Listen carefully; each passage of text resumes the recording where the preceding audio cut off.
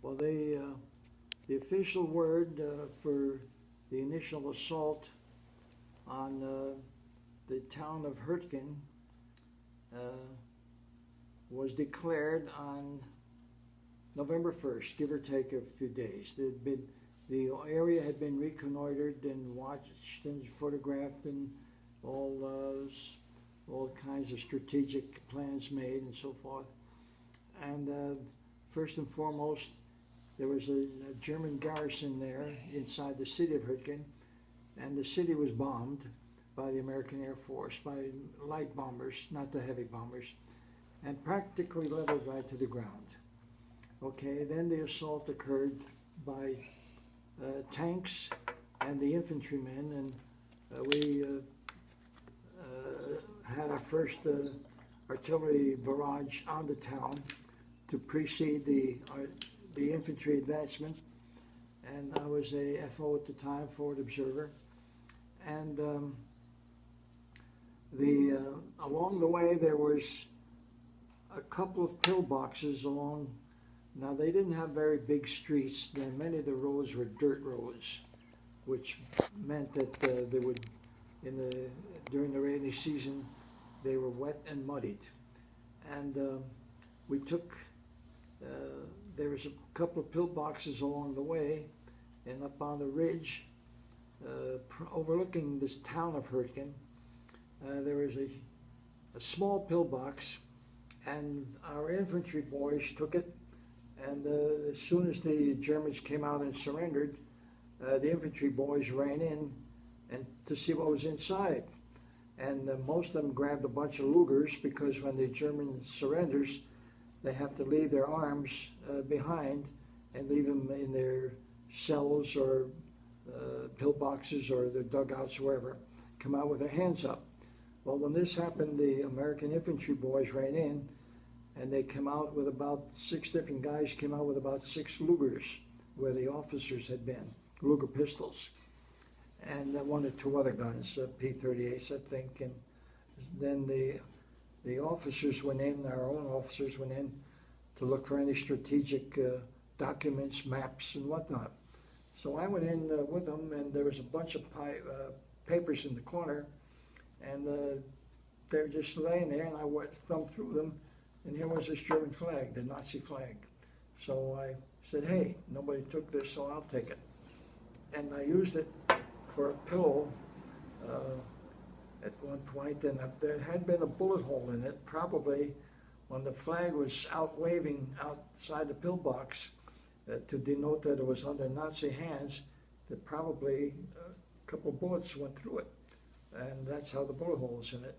So I took a hold of it and used it in my knapsack for a pillow at night to sleep on, for a head pillow.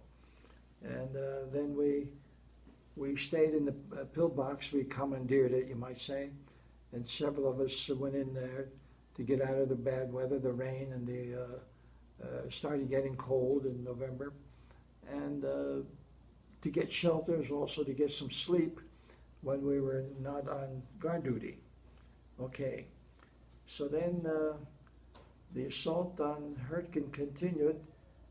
Another unit took over the entire village of Hurtgen, and they stayed into cellars. The German houses all had, not all, but mostly had many cellars, wine cellars and storage cellars for various items of their family. It was a little farming town.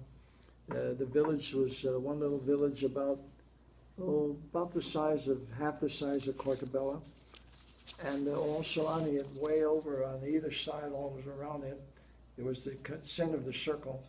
There was farms, cattle farms, sheep farms, foods farms, and fruit trees, and so on. So the town of Hurtgen was completely blasted down, and the Germans had to give up the center point of Hurtgen and establish themselves into other fortifications that they had surrounding it. They would be looking at strong houses, a couple of caves, and many fancy dugouts that they had established, and so on.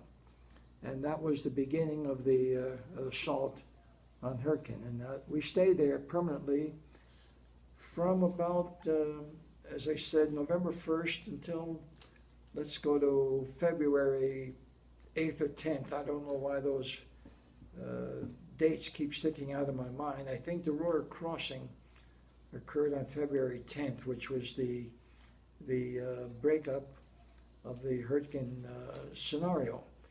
And the Battle of the Bulge, of course, came around on December 16, 1944. And the bulge, the wedge of the bulge, if you can envision it, was coming toward us going west. The north shoulder, Jim, of the bulge tipped us right on our own right shoulder as we faced Germany. On our right shoulder was the north shoulder of the bulge. So we had a sister division there that was guarding our flank, means our right side. And that sister division was the 28th Infantry Division, and they got wiped out. They got beaten down, and they had practically 60% casualties. Now, when you stop and think, 60% is not 100%, but in an infantry unit, about 40% of the men are in the fighting front, and the other 60% are what we call the rear end support troops. So they got pretty badly, and that was their signal was a red bucket from Pennsylvania. They had the Pennsylvania's Keystone Division, they were called, shaped like a keystone of Pennsylvania, and they got practically wiped out. So you took a lot of casualties and not a lot of movement, not a lot of progress. And that's right. We were stationary. We had to hold our own when the bulge came, which was right to our south and to our right. We faced west, and they faced east. And the wedge, the top of their wedge, was their shoulder, their top north shoulder. It bruised or brushed against our south shoulder. Were you injured at all during this battle? Not then and there, shortly thereafter.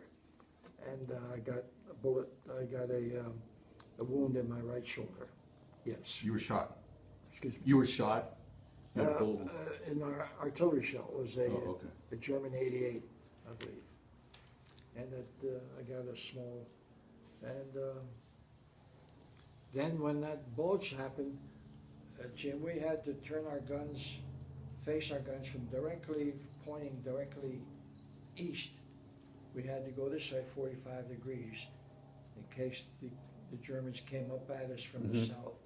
So we had to split our guns. Four the guns in our battalion would point this way, 4 this way, and we had to be ready to have double positions. Wherever we would see suspect an assault coming, we would have to change our gun positions to meet them accordingly.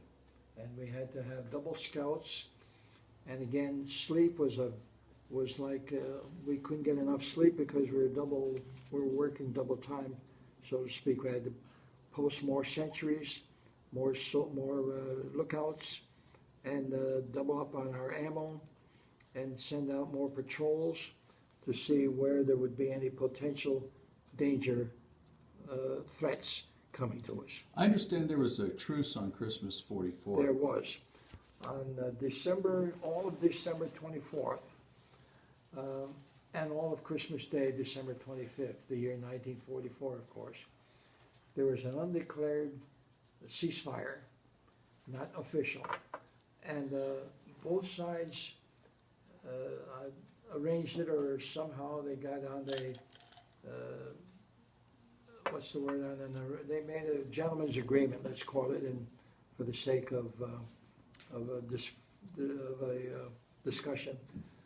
Neither side would fire a shot at the other side to observe Christmas. The Germans were very, very, very, let's call it, sensitive about their Christmas Day, and we were able to crawl out of our holes, walk around, even light a few fires and warm up our feet, warm up with a little bit of hot water in our helmets, take a shave. I didn't have much of a beard, but many of the other boys did.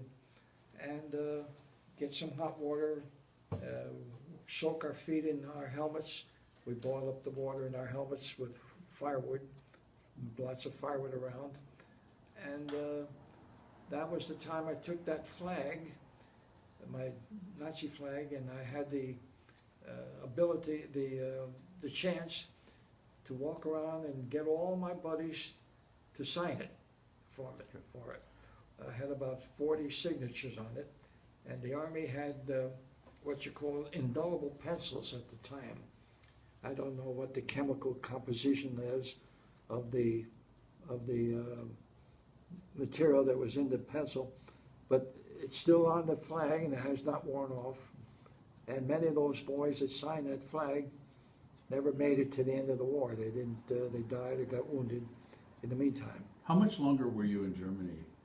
Did you stay? Oh, we stayed in Germany until the end of the war, which was May, when Hitler committed suicide. May 8th, was it? Or they're close to it, May 6th or something like that. A month after Roosevelt died. Roosevelt died April 6th or 7th. Hitler committed suicide a month later. And shortly thereafter, the German army surrendered en masse. And we were over onto the Elbe River, which was considerably east of, just short of Berlin by about 35 miles. And the entire German army that had been fighting the Russian front, they jumped across the river, ran across or whatever, and they surrendered by the hundreds of thousands to the American And you forces. saw all that too? Absolutely, yep. How much longer did you stay after the war was over? Not too long. We were, as soon as the boats could get us loaded, they took us back home and got us our furlough, 30-day furlough in July. Where did you leave in Europe and where did you disembark in the U.S.? Okay, we came into Newport News. We disembarked Newport News, Virginia, on a troop ship coming home, loaded to the gills. Some of the boys were even sleeping on the ship floor. There weren't enough bunks on the bed, but they had to load them. The reason being, we disembarked from Le Havre, France. Okay. When you were injured, how long were you out of commission before? Say that again. Were you out of commission after you got injured? No, because my wound was a very slight wound. Okay. I think about a 48-hour, it was a very minor flesh wound. Okay. I didn't care too much about it because the same shell that hit me blasted two of my buddies out of the earth, off the earth. Okay. When you came home, you were still in the Army? Yes, we were discharged as soldiers. The reason being... When were you discharged?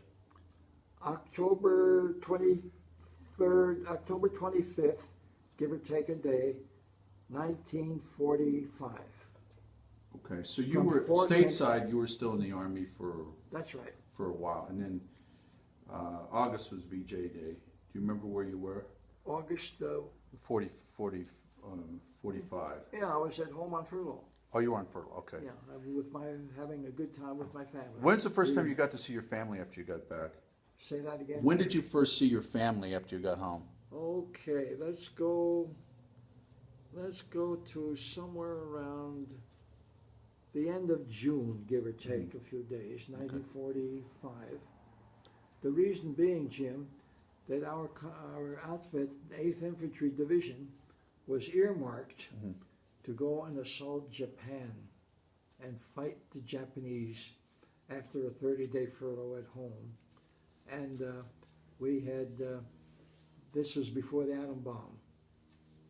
And during my furlough, the first atom bomb, Hiroshima was bombed.